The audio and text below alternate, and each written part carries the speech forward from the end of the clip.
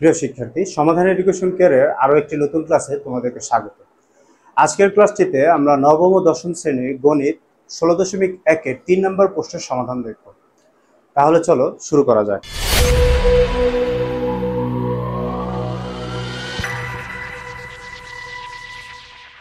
প্রথমে আমরা আমাদের প্রশ্নটি দেখে নেব, যেখানে বলা হচ্ছে একটি সমদ্বিবাহু ত্রিভুজের পরিসীমা 16 মিটার। আচ্ছা, এটা কার পরিসীমা দেয়া আছে? 16 মিটার, সমদ্বিবাহু ত্রিভুজ।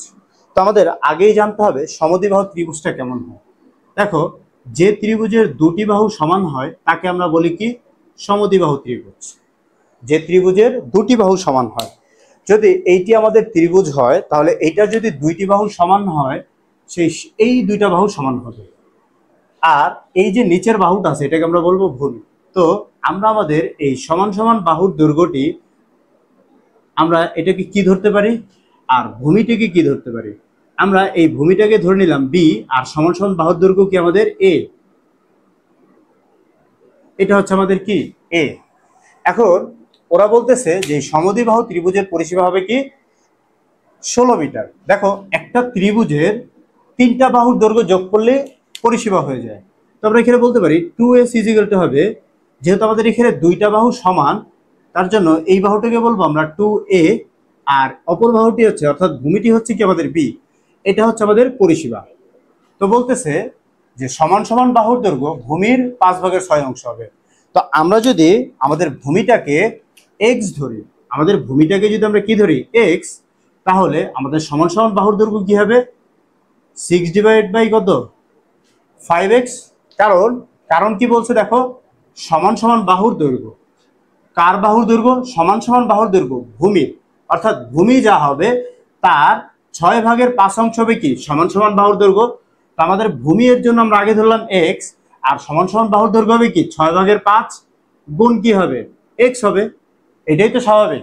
আচ্ছা, এই যে সমদ্বিবাহু ত্রিভুজের দুটি বাহু সমান ও ভূমি, এই জিনিসগুলো এবং এই পরিসীমার সূত্র এবং ক্ষেত্রফল, এই বিষয় সম্পর্কিত আমি একটা ক্লাস পূর্বেই দিয়ে দিয়েছি। তোমরা যারা আজকে নতুন আছো এই ক্লাসে, তারা দয়া করে উপরের আই বাটন থেকে আমার পূর্বের ক্লাসটি অর্থাৎ বেসিক ক্লাসটি একটু তোমরা দেখে আসো দয়া করে। তাহলে এই ক্লাসটি দেখতে বা বুঝতে তোমাদের খুব সুবিধা হবে। তাহলে চলো শুরু করি। তো আমরা প্রথমে এখানে বলবো যে মনে করি, কি বলবো? মনে করি সমদ্বিবাহু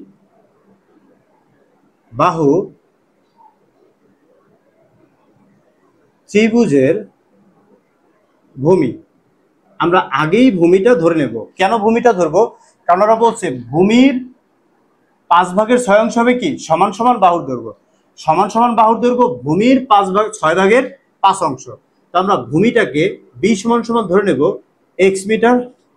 তাহলে আমরা বলতে পারি আমার সমদ্বিবাহু ত্রিভুজের সমান সমান বাহুর দৈর্ঘ্য সমান সমান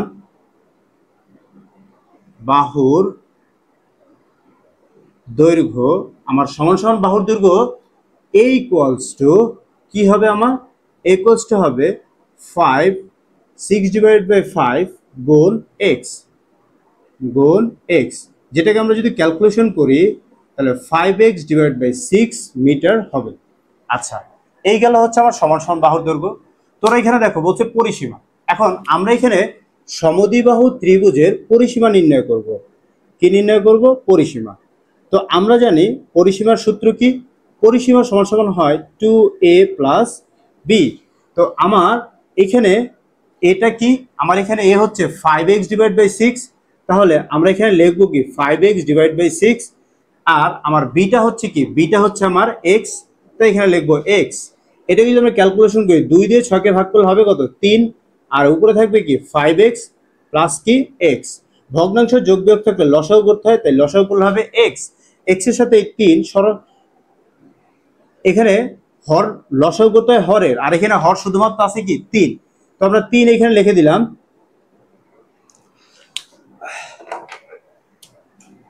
আমরা এখানে 3 লিখে দিলাম। 3 দিয়ে 3 কে ভাগ করলে হবে 1। 1 এর সাথে 5x গুণ করলে হবে 5x, প্লাস এখানে দিয়ে দিলাম 3 এর সাথে x সরাসরি গুণ হয়ে যাবে, তাহলে এখানে হবে 3x।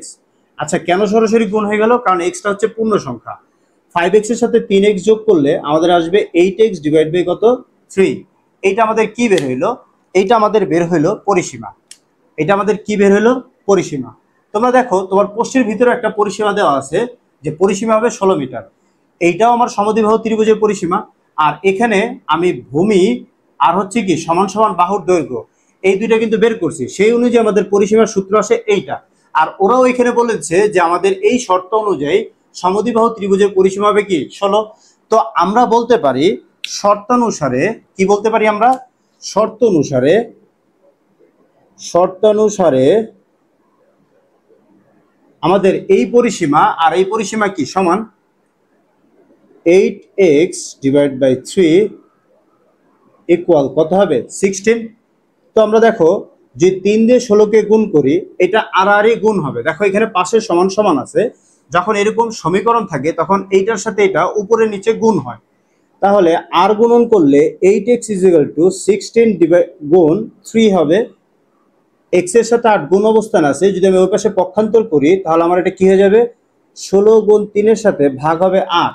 আমরা যদি 8 দিয়ে 16কে ভাগ করি তাহলে আসবে 2, 2 এর সাথে 3 গুণ করলে আসবে 6। তাহলে এই যে x এর মানটা আমরা পাইলাম, এই x এর মানটা কার মান বলো তো? আমরা কি আমাদের ভূমিটা বের করে ফেললাম না? আমাদের ভূমি এখানে x ধরা হচ্ছিল না, আর আমরা এখানে ভূমিটা বের করে ফেলছি। তো আমরা এখন কি বলতে পারি? আমরা বলতে পারি যে অতএব, আমি বাকি কাজটা এখান থেকে করতেছি, আমরা এখানে বলতে পারি অতএব ত্রিভুজের ভূমি, কি বলতে পারি? ত্রিভুজের ভূমি b সমান সমান আমাদের এখানে কত চলে আসলো 6 মিটার,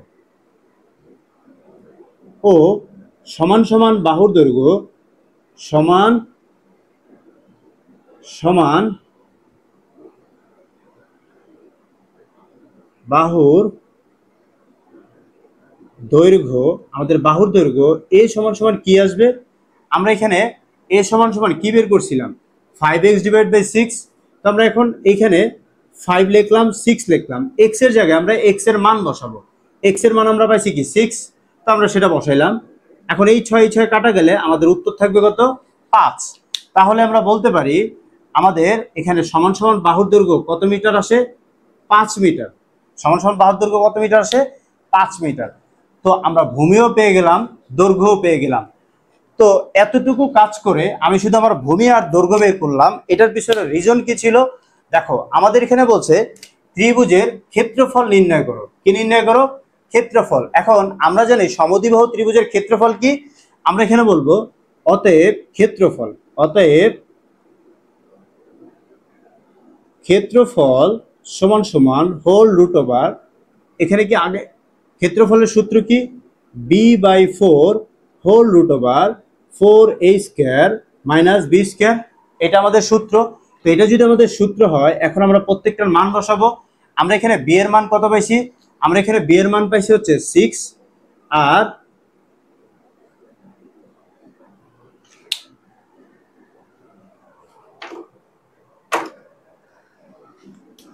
আমরা এখানে b এর মান কত পাইছি? b এর মান পাইছি 6, এখানে থাকবে 4 হোল রুট ওভার দিলাম, 4 দিলাম। এর মান আমি কত পাইছি? দেখো আমি এর মান পাইছি হচ্ছে কত, এর মান আমাদের এর মান হচ্ছে 5।